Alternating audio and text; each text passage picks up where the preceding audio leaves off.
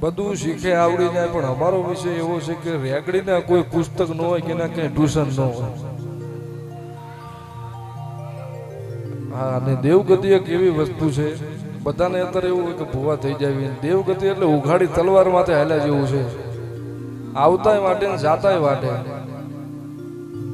હા, નીતો જેના પવિત્ર ખોળ્યા હોય એ તો કોઈ પ્રભુની લેણદેણ હોય ત્યારે દેવ ધૂણું આવે, બાકી ભૂવા તો અત્યારે બધાને લઈ જવું છે.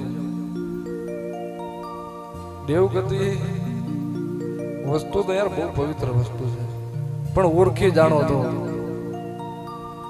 માણસ બોલીને બદલાય, પણ જીના તમે દીવા કર્યા હોય કોઈ દાડો બોલીને બદલાય નહીં, એવો કાર્ય વિશ્વ હોવો જોઈએ.